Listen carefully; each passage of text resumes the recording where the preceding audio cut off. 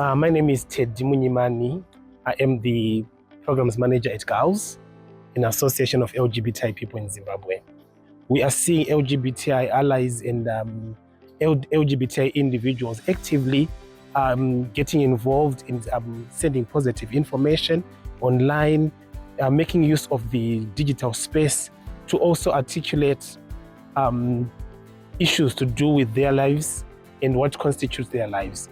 And on the contrary also, we are also seeing the negative coming from opposing forces in the form of misinformation, sometimes disinformation, and at the very worst, we're also seeing hate speech propagated by various people using different digital platforms. It is important to enhance capacities of LGBTI persons to monitor social media spaces.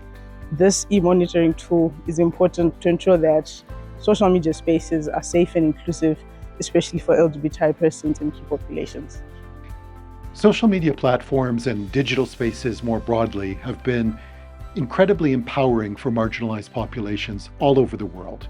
And that includes for LGBTI people and young key populations in isolated rural areas, in relatively conservative political environments here in Africa.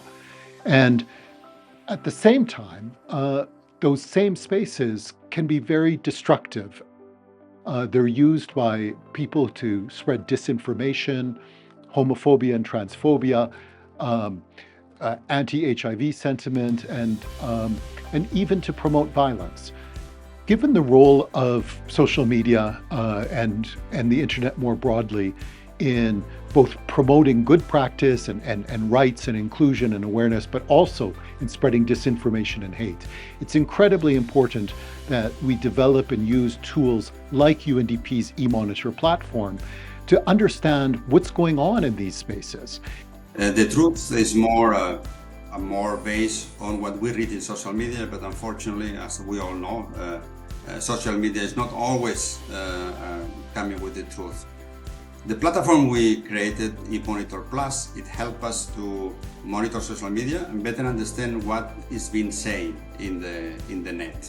Why? Because that data and the analysis of that data, of who's saying what and when and where, it helps us to program better. It helps our stakeholders, partners, institutions to understand the environment in what the discussion is taking place on social media, and therefore fight disinformation, and especially hate speech. In this case, in the pilot of Zimbabwe, we believe it's very relevant as it discuss or monitor one specific group, LGBTQ+, who, as we all know, has been suffering from that hate speech on social media.